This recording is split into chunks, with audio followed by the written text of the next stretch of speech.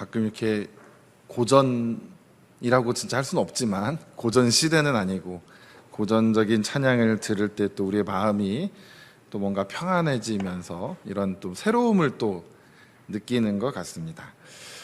오늘 우리가 읽으신 말씀 누가복음 11장입니다. 누가복음 11장 이제 1절부터 시작을 하는데 예수님께서 이제 기도를 하고 오셨는데 제자 중에 한 사람이 예수님께 여쭤봅니다. 보니까 세례 요한이 그 제자들에게 뭔가 기도를 잘 가르쳐 준 모양입니다.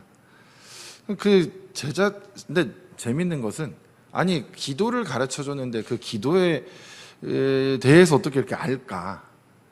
그죠? 기도는 보통 사람들 앞에서 잘 안 하는데 알까? 근데 서로 대화를 나누다가 우리 이런 기도를 배웠는데 너무 좋더라. 뭐 이렇게 했을 수도 있고 어쨌든 그런 것들을 이제 알게 된 이 예수님의 제자들이 우리도 좀 가르쳐 달라고 예수님한테 이제 요청을 합니다. 이게 이제 마태복음에도 동일한 내용의 본문이 등장을 하죠. 여기보다 마태복음이 조금 더 자세하게 나오고 우리가 평소에 암송하는 그 주기도문은 마태복음의 내용을 기반으로 한 것입니다. 맥락은 똑같지만 마태복음이 더 좀 자세하게 되어 있죠. 그래서 이제 예수님께서 가르쳐 주시는데 이렇게 말씀하시죠. 너희는 기도할 때 이렇게 하라. 그런데 우리 기도할 때에 주기도문을 기도로 사용하시는 분 계십니까? 저도 사실 잘 그러지 않는 것 같은데 주기도문을 기도할 때 외워서 평소에 내가 기도할 때 혹은 새벽 예배든 언제든 주기도문을 기도로서 사용하는 건 어떤 면에서 보면 뭔가 기도를 내가 이렇게 유창하게 잘 하지 못할 때 혹은 뭐 좀 초신자일 때 하는 것 같다라는 느낌을 조금 가지는 것 같습니다. 뭐 다 그러는 건 아니시겠지만 그래서 주기도문을 우리가 평소 나의 기도문으로 잘 사용하지 않는 것이죠. 근데 뭐 오늘을 기점으로 해서 여러분들의 주기도문을 평소 여러분들의 기도문으로서 사용을 한번 해 보시기를 바랍니다. 제가 이제 이번에 책을 참고를 하면서 한 책을 보았는데 거기서 이제 책을 쓰신 분이 그 러시아 쪽 어디 지역에 이제 강의를 하러 루터 교회에 갔는데 그때 이제 막 동독과 서독이 그 베를린 장벽이 무너지고 뭐 얼마 죄송합니다. 러시아가 아니라 저기 독일에 가서 말을 하다 보니까 좀 이상하다는 걸 제가 지금 순간 감지하고 베를린 장벽이 무너지고 이렇게 된 다음에 어쨌든 그쪽에 이제 갔는데 봤더니 되게 20대 한 중반에서 30대 초반 사람들이 거의 대부분이더랍니다. 그래서 이상하다. 이 사람들이 동독 쪽의 주민이었는데 분명히 마음 놓고 교회를 다닐 수 없었던 시절인데 어떻게 이 나이대 젊은이들이 여기에 모여있지? 궁금해서 어떻게 신앙을 갖게 되셨습니까? 라고 이제 물어보셨대요. 그랬더니 한 분이 이제 이렇게 질문했어요. 혹시 뭐 교회를 다니셨나요? 아니요, 우리 교회는 다 파괴돼서 교회가 없었습니다.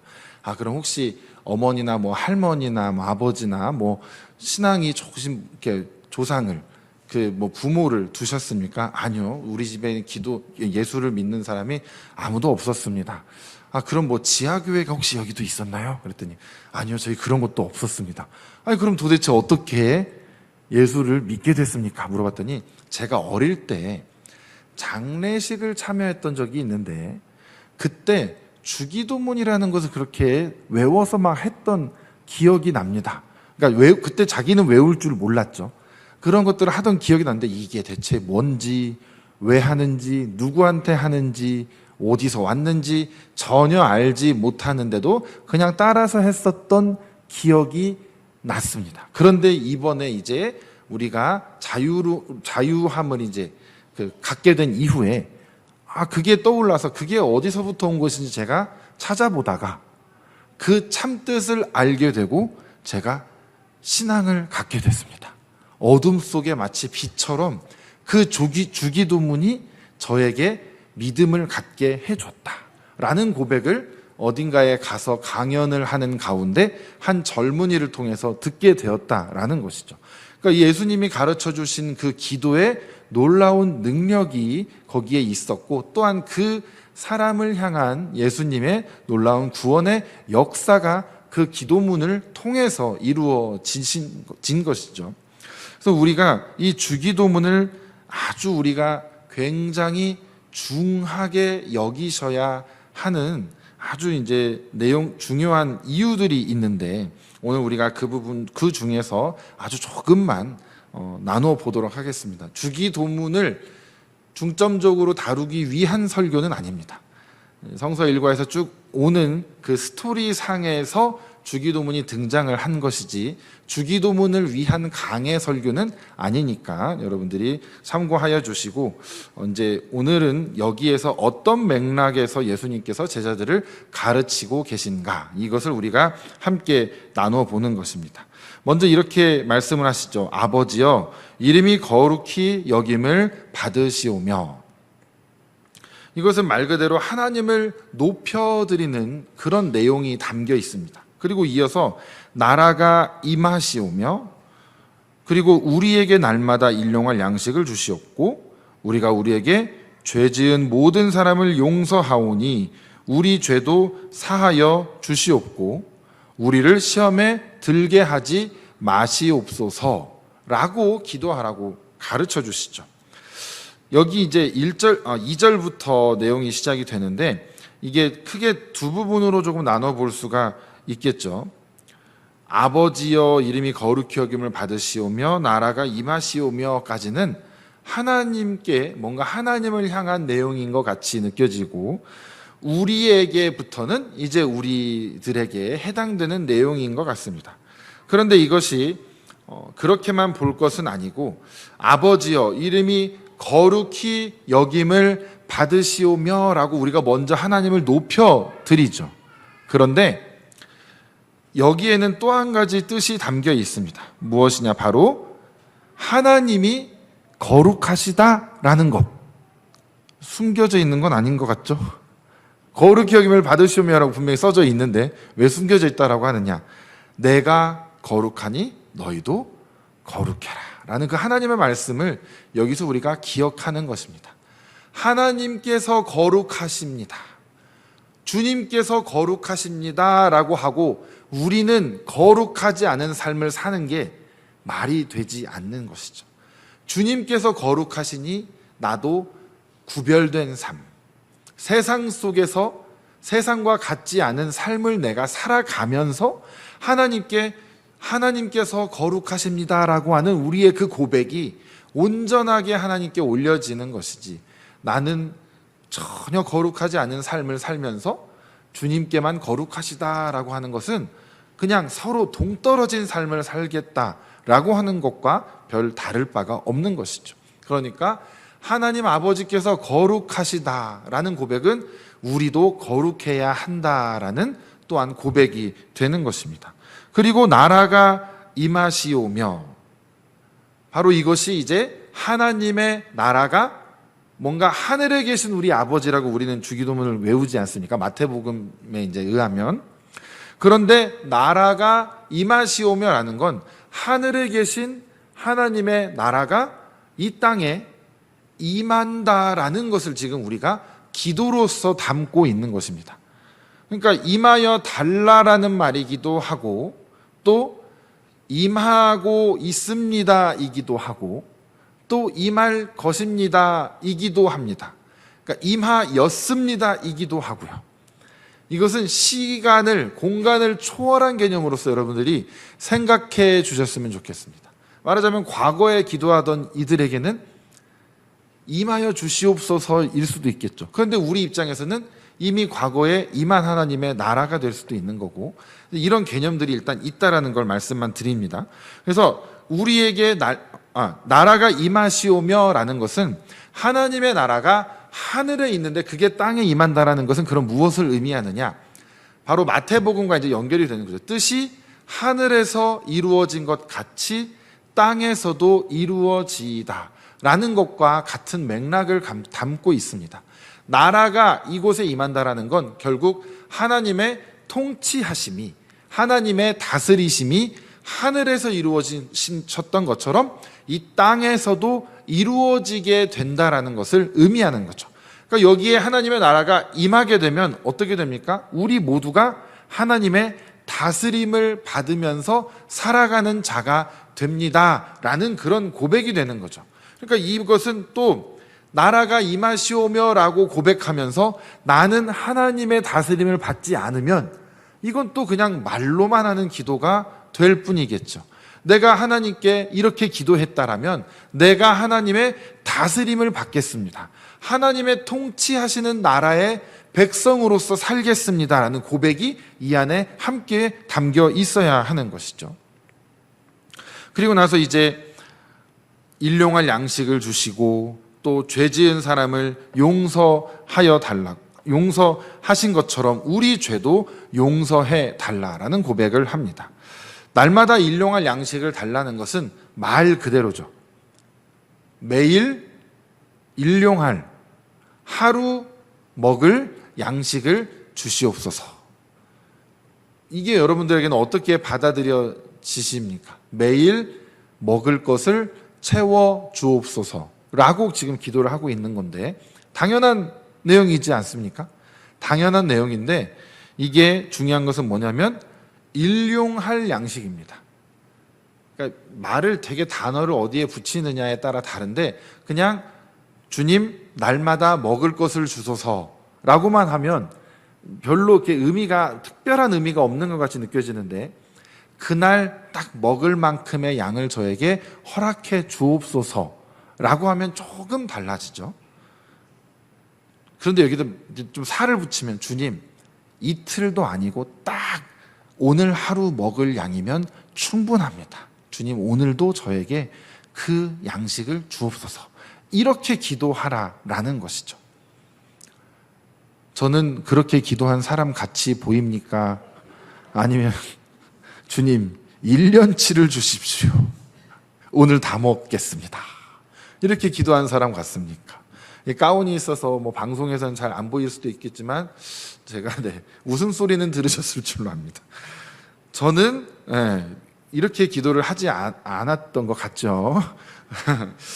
근데 우리가 날마다 일용할 양식을 달라라고 기도를 하는 것이 다른 표현으로 하자면 자족하는 삶을 살게 해달라라는 말로써 우리가 이것을 이해할 수 있습니다. 뭐냐면 오늘 나에게 주신 것으로 감사하고 만족하는 삶을 살게 해달라는 것입니다. 여러분 이게 서양 그 그림 중에 그런 그림 보신 적 있죠? 이렇게 빵을 하나 들고 이렇게 할아버지께서 이렇게 기도하시는 모습 식탁에서 그 막 집집마다 옛날에 많이 걸려 있었는데 그걸 왜 걸어 놓으셨을까요, 여러분? 매일 빵 한 조각 먹고 싶어서 그걸 걸어 놓으셨습니까? 그건 아니잖아요. 집에서 열심히 삼겹살을 구워 먹는 식탁에도 그건 걸려 있거든요. 왜죠? 그 빵 한 조각에도 감사 기도를 정성껏 드리는 그 한 노인의 기도가 너무나 경건하고 거룩하게 보이는 우리에게 어떤 그런 마음의 울림을 줬기 때문에 우리가 그 그림을 집에다 이렇게 탁 걸어놓고 있는 것 아니겠습니까? 우리가 그런 마음가짐으로 매일매일을 살아가야 한다는 것이죠. 남의 것을 보면서 부러워할 필요도 없고 내 것도 필요 이상으로 가져야 할 이유도 없고 오늘 하루 내가 살았으면 그것으로 족합니다 하고 잠자리에 들면서 그 감사함으로 내일에 대한 또 기대감, 내일 먹을 것이 없어서 걱정하며 잠드는 게 아니라 내일 먹을 것이 없으니까 내일은 또 무엇으로 나를 채워주실까라는 기대감으로 잠을 드는 거죠. 똑같은 상황이지만 오늘 나를 채워주신 것을 은혜로 받은 사람은 내일 나를 채워주실 것에 대한 기대감으로 잠에 들 수 있는데 오늘 겨우 입에 풀칠은 했네. 아유, 정말 죽겠어. 이러면서 잠자리에 드는 사람은 내일은 또 뭘 먹나? 내일은 또 어떡하나? 하면서 걱정하면서 자리에 든다라는 겁니다. 똑같은 형편이지만 하나님께 감사하는 기도로 살아가는 사람은 이렇게 삶의 질이 달라질 수밖에 없습니다. 그러니까 이 기도가 우리에게 굉장히 중요한 기도이면서 또 하나 우리의 탐심을 억제해주는 기도이기도 합니다. 남의 것에 대한 거, 여러 가지, 그리고 나에게 있는 것이 오늘 내가 이 일용할 것으로 감사를 했는데 나에게 남는 것은 그럼 어떻게 해야 할까? 필요 이상으로 먼저 갖지 않는 것이 중요하지만 필요 이상이 나에게 채워졌을 때 그것을 냉장고에 계속 넣어놓다가 다 썩어서 버리는 삶을 살겠습니까? 아니면 그것을 아끼고 아끼다가 썩기 전에 누구를 나눠주는 삶을 살겠습니까? 아니면 처음 들어왔을 때부터 내가 먹을 분량은 아니네, 가장 신선하고 가장 좋을 때 가장 필요한 사람을 떠올려서 그 사람에게 나눠주고 비슷한 신선도의 음식을 같이 먹으면서 기뻐하시겠습니까? 썩기 전에 남 좀 주지 마세요. 여러분, 썩기 전에 누구 주는 거 그거 받는 사람 다 압니다. 다 알아요. 맞죠? 우리 음식 신선도 알잖아요. 그렇게 내가 먹기 처치 곤란하니까 남한테 주는 건 저는 굳이 사랑이라고 부를 것까지는 없다라고 생각을 합니다. 그냥 음식물 같이 처리해주는 동료죠. 그게 아니라 가장 좋을 때, 가장 신선할 때 나누는 것이 참 사랑이 되어야 할 것 같습니다. 그러니까 오히려 나보다 더 좋은 걸 줄 수 있다면 그거야말로 더욱 값진 사랑이겠죠. 좀 이거 내가 먹지. 어차피 누구 줄 거면 예쁘고 좋은 걸 담아서 주는 그런 마음까지 우리가 가질 수 있게 되는 것이죠. 그리고 나서 이제 죄에 대한 것을 이야기합니다. 이 죄는 주님께서 죄 지은 모든 우리가 죄 지은 모든 사람을 용서하오니 우리 죄도 사하여 달라라고 얘기를 합니다. 마치 조건부 같지 않습니까? 그런데 이 맥락에서 말씀하시려는 것은 아닙니다. 마태복음에서는 뭐라고 주기도문이 나오죠? 기억나십니까? 자, 외워보실까요? 마태복음에 있는 거. 거기도 우리가 우리에게 잘못한 사람을 용서하여 준 것 같이 우리 죄를 용서하여 주시고. 그러니까 이게 그냥 그대로만 읽자면 우리가 용서했습니다, 주님. 제 죄도 좀 봐주세요. 이렇게 되는 건데, 그렇게라도 따라가면 좋습니다. 그렇게라도 따라갈 수만 있다면 그렇게 해야죠. 내 죄가 용서받지 못할까봐 두려워서 나에게 잘못한 사람을 용서하는 것만이라도 우리가 하면 솔직히 말해서 싸움이 별로 일어나지 않을 것입니다. 그런데 그것보다 더 사실은 상위의 개념은 뭐냐면 주님께서 우리를 용서하여 주셨기 때문에 우리가 이제 남을 용서할 수 있는 자가 되었습니다. 이것이 이것의 전제가 되어야 합니다. 그래서 우리도 남을 용서하는 자가 되었으니 주님, 우리에게도 계속해서 주님의 용서가 능력이 되게 하시고 그 용서가 없어지는 일이 없도록 해달라는 그런 간절한 기도가 되는 것입니다. 주님께서 우리의 죄를 다 탕감해 주셨는데 우리가 누군가의 죄를 전혀 탕감해 주지 않을 때 그 1만 달란트 빚진 자의 비유가 우리에게도 금세 실제 사건이 될 수 있다라는 것이죠. 그런 맥락에서 우리가 먼저 죄사함 받은 자로서 이제 우리는 남의 죄를 나에게 지은 누군가의 죄를 용서할 수 있는 능력을 받은 자가 되었다. 이렇게 여러분들이 생각하시며 용서하는 자가 먼저 되셨으면 좋겠습니다. 그리고 이제 시험에 들게 하지 마시옵소서. 이것은 말 그대로겠죠. 우리가 세상을 살아가면서 여러 가지로 많은 시험에 들 때가 있습니다. 그 상황 가운데 우리를 구해달라고, 우리를 피하게 해달라고, 우리를 도와달라는 그런 간절한 기도가 됩니다. 간략하게 이제 주기도문을 우리가 함께 보았는데 이제 다시 앞으로 거슬러 올라가서 처음에 어떻게 시작합니까? 오늘 2절의 말씀에 보면은 이렇게 하라 다음에 아버지여 이름이 거룩히 하면서 아버지여 하고 하나님을 이렇게 부르고 시작합니다. 아빠라는 그 아람어에서 나온 그 단어인데요. 하나님을 아버지라고 부르도록 예수님이 가르쳐 주셨다라는 게 사실 이 기도문에서 가장 중요한 부분이 됩니다. 만군의 여호와 하나님이시여, 주님이시여, 우리가 이렇게 기도하는 것보다 가장 친밀하게 기도할 수 있는 게 뭡니까?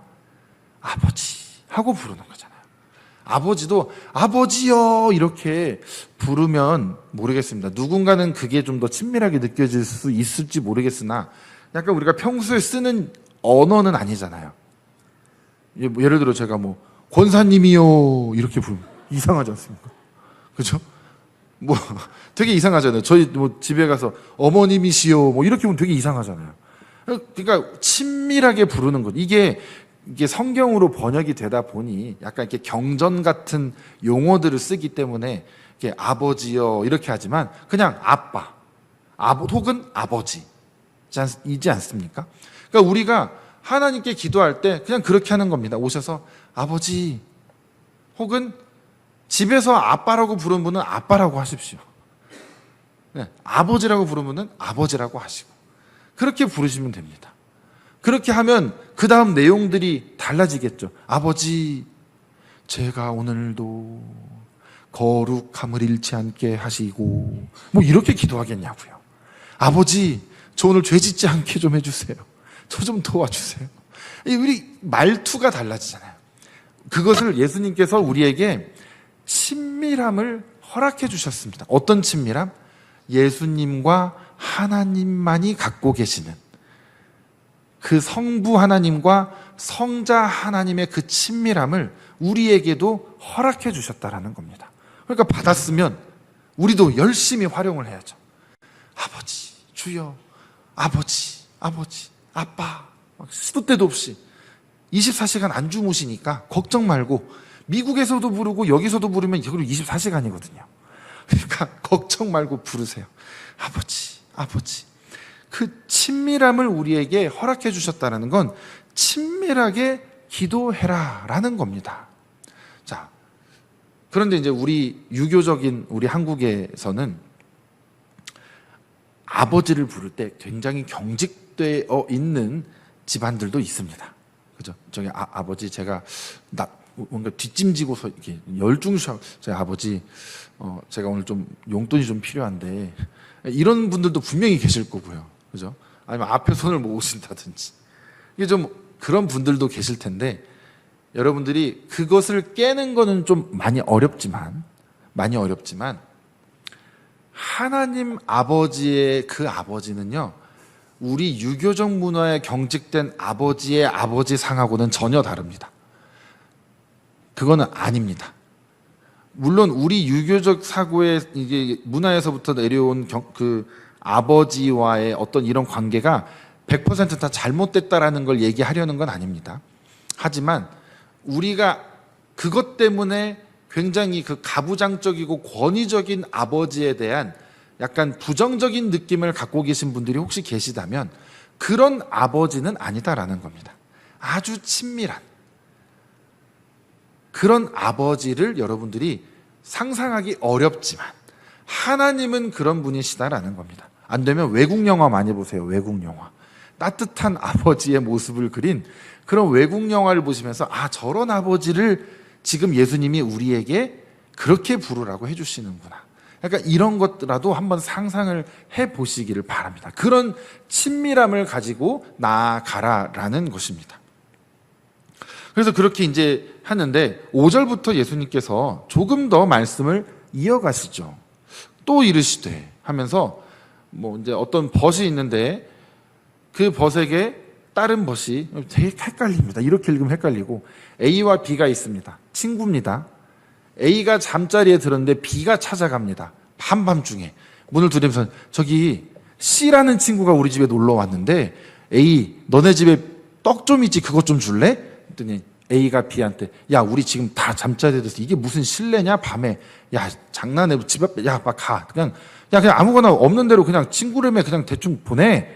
근데 B의 입장에서는 오랜만에 오는 정말 소중한 어떤 친구가 왔으니까 그냥 보낼 수가 없는 겁니다. 또 이 유대인들의 그 나그네를 대하는 어떤 풍습 여러 가지로 볼 때 그냥 먹이지 않고 보내는 건 도저히 있을 수가 없는 일이다 보니까 다시 A한테 계속 간청을 하는 겁니다. 좀 그러지 말고 니네 집에 있는 거 다 알아. 야, 내 냉장고 내가 다 알고 젓가락 숫자까지 다 아는데 빨리 내놔. 막 이러면서 이제 막 간청을 하는 겁니다. 그러니까 A가 하다못해 결국은 귀찮아서 저놈이 안 가면 잠을 못 자니까. 우정 때문이 아니라 귀찮아서 결국은 꺼내줍니다. 우정이면 한번 거절해도 괜찮습니다. 아니, 여러분, 우정이요. 한번 뭐 거절한다고 바로 깨질 우정이면 그 우정이 아닙니다. 그쵸? 야, 나 잠 좀 자. 나 오늘 진짜 피곤해. 그냥 미안하지만 좀 다음에 오늘은 진짜 미안하다. 안 돼. 가. 이럴 수도 있거든요. 우정이면. 그런데 그게 아니라 너무 귀찮게 하니까 내가 다음에 만나면 너 가만 안 둬 하는 마음일지라도 일단 떡은 줍니다. 그걸 지금 예수님께서 말씀하신 거예요. 그런데 여기서 가장 중요한 단어가 뭐냐? 5절부터 8절까지 간청함입니다. 간청함. 간절히 청한다. 다른 표현을 하면 끈질기게 청한다 라고도 번역을 할 수 있습니다. 그러니까 여기서 예수님께서 기도의 한 그 태도를 가르쳐 주시는 거죠. 기도를 하는 그 형식은 이제 가르쳐 주셨고 그 태도와 마음가짐에 있어서 끈질기게 간절하게 기도해라. 그것을 지금 가르쳐 주고 계십니다. 그래서 그 간청함 때문에 줄 거다. 그러면서 우리가 아는 유명한 말씀이 있죠. 9절과 10절. 구하라. 그리하면 너희에게 주실 것이요. 찾으라. 두드려라. 그리고 10절에 또 반복하면서 이제 응답으로 말씀해 주시죠. 구하는 이마다 받을 것이요. 찾는 이는 찾아낼 것이요. 두드리는 이에게는 열릴 것이라. 아멘. 그러면은 여러분들이 받지 못했고, 찾지 못했고, 열지 못했으면 그거는 누구의 잘못입니까? 아직 안 주셔서, 안 열어주셔서일까요? 덜 두드리고, 덜 구하고, 그래서일까요? 이제 이것만 놓고 보면 어렵습니다. 내가 정성이 부족했구나. 로 귀인을 시켜버리면 이제 좀 어려워집니다. 그게 아니라 내가 무엇을 구했느냐를 우리는 조금 더 살펴보아야 합니다. 물론 여기서 말하는 건 간청함이 맞죠. 정말 끈질기게 받을 때까지 구해라 라는 태도는 확실하게 가르쳐 주신 것이 맞습니다. 그런데 그래도 받지 못한 분들 두 가지 이유가 있습니다. 첫째는 뭐냐? 잘못된 것을 구했을 때. 뒤에 나오죠. 생선을 달라는데 누가 뱀을 주고 알을 달라는데 전갈을 주겠느냐. 제가 이것을 반대로 생각해 봤습니다. 분명히 우리 중에, 저도 마찬가지고요, 뱀 달라고 기도하는 사람이 분명히 있다. 좋은 줄 알고 나는 생선 달라고 기도하는데 주님께서 보실 때는 저 녀석이 뱀인 줄도 모르고 계속 생선이라고 외치면서 생선을 달라고 하네. 내가 어떻게 그걸 너에게 주냐. 안 주는 게 네가 생선 받은 거다 다름없다. 이게 응답일 수 있습니다. 맞죠? 여러분들 잘 분별하셔야 됩니다. 내가 간절히 구하는 게 진짜 나에게 좋은 것인가? 진짜 나에게 필요한 것인가? 그런데 뭘 생각해야 됩니까? 하나님이 보시기에 나에게 필요한 것이고 하나님께서 보시기에 나에게 좋은 것을 내가 구하고 있는가를 우리는 분별해야죠. 그걸 분별하지 못하고 그냥 필요하고 좋으니까 무조건 구하다 보니까 내가 막 전갈을 달라 그러고 독을 달라 그러고 막 이러고 있는 것입니다. 얼마나 하나님 보시기엔 답답하고 안타깝고 주고 싶은데 줄 수는 없고 그런 상황이 벌어질 수 있다라는 것이죠. 그래서 주지 않는 것을 택하신 것인데 우리는 안 주시는 줄로 알고 있다라는 겁니다. 이제 두 번째는 뭐냐? 그러니까 첫 번째는 잘못 구한 거. 두 번째는 제대로 된 걸 구했는데 이 바로 간청함이 없어서 하나님께서 주시고자 하신 때가 있고 규모가 있고 여러 가지 방법이 있으실 텐데 우리가 좋다고 하니까 그럼 우리도 받아야지, 나도 받아야지, 이게 좋다고 하시는데 나도 받아야지 하면서 기도를 시작은 했는데 끈질김을 갖지 못해서 주시기도 전에 우리가 포기해버리는 경우입니다. 여러 가지 상황 때문일 수도 있고 나의 노력이 부족할 수도 있습니다. 이건 정말 철저하게 나의 정성이 부족한 경우가 맞겠죠. 더 간절함이 필요했어야 하는데 그렇지 못한 경우가 있다라는 것입니다. 그래서 분명히 받을 거다, 분명히 주실 거다라는 걸 믿고 기도해라 라고 말씀을 하십니다. 그러면서 마지막에 이렇게 결론을 맺고 계십니다. 13절 우리 한번 다 같이 읽어보실까요? 너희가 악할지라도 좋은 것을 자식에게 줄 줄 알거든.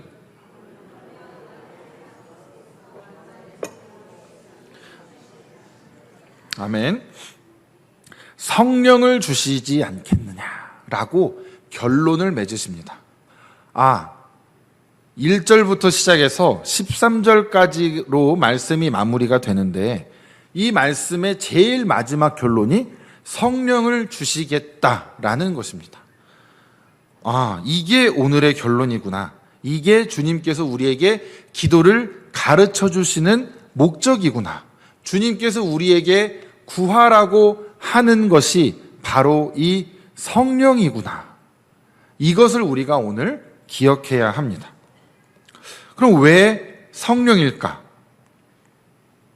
왜 성령일까? 사람마다 필요한 것이 다 다를 텐데 왜 성령 하나로 다 끝나는 것처럼 결론을 지으셨을까? 바로 성령이면 되니까. 이것 말고는 드릴 말씀이 없습니다. 성령이면 되니까입니다. 성령이 우리에게 계신다라는 것, 그것은 하나님이 우리와 함께 계신다라는 증거입니다. 그러니까 하나님께서는요 우리에게 다른 어떤 것을 주시기 전에 가장 먼저 무엇을 주시느냐? 성령을 주십니다. 그리고 그 성령을 통해서 우리와 함께 하십니다. 그러니까 결국 뭘 주신 겁니까? 나 자신을 내가 너희들에게 줄게. 하나님 당신을 우리에게 그냥 주시는 겁니다. 성령을 통해서 하나님이 우리와 함께 계시는 것 자체가 하나님이 우리에게 가장 주시고 싶으신 것. 임마누엘, 예수를 통해서 우리와 함께 하시고 또 예수님께서 승천하신 이후에 성령을 통해서 또 우리와 함께 하시고자 하시는 그 하나님의 간절한 마음이 바로 오늘 이 말씀으로 결론 짓고 있는 겁니다. 내가 너희와 함께 하겠다. 그 성령을 우리에게 주시는 겁니다. 그러니까 그 성령이 우리와 함께 하시면, 다시 말하면 하나님이 우리와 함께 하시면 우리가 이제 나에게 뱀이 필요한지 전갈이 필요한지 생선이 필요한지 달걀이 필요한지 구별이 당연히 되겠죠. 내가 쓸데없는 거 구하느라고 허송세월 보내지 않을 수가 있습니다. 정말 나에게 필요한 것이 무엇인지 확실하게 알고 그것을 구하고, 그리고 우정보다 간청함이 더 높다고요? 근데 우리는 우정의 관계가 아니잖아요. 아버지와 자녀의 관계에서 구합니다. 그것보다 훨씬 더 상위의 개념으로 들어갑니다. 그러니까 우정에서 거기에 간청했던 친구는 뭐냐면 그 집 냉장고에 먹을 게 있는 걸 아니까 구한 겁니다. 우리는 뭐죠? 하나님은 우리에게 주실 수 있다라는 걸 아니까 우리는 그 관계로 나아가서 하나님의 능력을 보고 하나님이 어떤 분이신지를 깨닫고 우리는 끈질기게 받을 때까지 구하는 겁니다. 받을 때까지. 그런데 항상 잊지 말아야 될 건 뭐냐? 내가 지금 구하고 있는 것이 하나님이 나에게 주시고자 하시는 것이냐를 우리는 분별해야 한다라는 것이죠. 여기서 한 가지만 우리가 마지막으로 더 짚고 넘어가겠습니다. 아까 우리가 본 말씀 중에 나라가 임하시오며 라는 말씀이 등장을 합니다. 이 나라가 임하시오며 라는 것이 성령이 없이는 절대로 불가능한 것입니다. 그런데 이게 왜 그렇게 되느냐? 다음 주에 말씀드리겠습니다. 안 나올 수가 없겠네요. 정말 중요하거든요. 정말 중요합니다. 왜 마지막을 성령으로 마무리하셨느냐? 그게 너무나 중요합니다. 근데 오늘 기억하실 것은 뭐냐? 일단 다 됐고 성령을 통해서 내가 너희와 함께 하겠다라는 것이 하나님의 가장 간절한 사랑의 표현입니다. 우리가 오늘 그것을 기억하시고 또 뭘 하나 기억하자고 했죠? 성령을 통해서 지금 내가 구하는 것이 정말 나에게 필요한 것인가 아닌가를 하나님께 여쭤보면서 성령님께 여쭤보면서 우리가 그것을 구해야 하는 것입니다. 무엇이 나에게 지금 필요하지? 무엇이 지금 내 자녀에게 필요한 것이지? 무엇이 지금 우리 공동체에게 필요한 것인지 깨닫게 해주신다라는 것입니다. 하나님께 우리가 막 간절히 뭘 구했는데 그것이 나에게 막 들어올 때 그것으로 인해서 내가 하나님을 더 잘 섬기고 하나님으로 인해 더 기뻐하고 하나님을 더욱더 영광 올려드리고 하나님을 높여드리고 있다라면 그것은 분명히 나에게 좋은 것이겠죠. 그런데 그것으로 인해서 내가 하나님과 멀어지게 됐고 그것으로 인해서 내가 하나님에게 소홀하게 됐고 감사함을 잃어버리게 됐고 여러 가지로 거리감이 있어졌다라면 그것은 하나님께서 정말 나에게 있어야 할 것이라고 하나님이 생각하시는 것이 아닐 수도 있다라는 겁니다. 그러니까 우리가 그것을 잘 분별하려면 결국 성령을 받아야 분별할 수 있게 되는 것입니다. 여러분, 일단 성령을 구하십시오. 지금 성령 강림절 제7주입니다. 7은 완전수라고 하죠. 어떻게 7주에 기가 막히게 또 성령에 대한 말씀이 등장할까? 이건 기적 아닌가 싶은데 기적은 결국 우리 주님께서 주시는 거 아니겠습니까? 우리가 오늘 그거 꼭 기억하시고 여러분 간절히 구하실 때 주기도문의 형식 잊지 마시고 성령을 구하는 것 그것이 나에게 제일 급선무다라는 것 그것을 꼭 기억하시는 여러분들이 되시기를 간절히 부탁드리겠습니다. 주님 감사합니다. 오늘 말씀을 통하여 우리에게 기도를 가르쳐 주셨습니다. 이 기도가 정말 우리의 삶의 방향을 올바르게 이끌어가는 귀한 기도가 되게 하여 주시고 우리가 성령과 함께하며 살아가는 귀한 하나님의 자녀들이 되도록 주여 인도하여 주시옵소서. 감사드리며 거룩하신 예수님의 이름으로 기도드렸습니다. 아멘.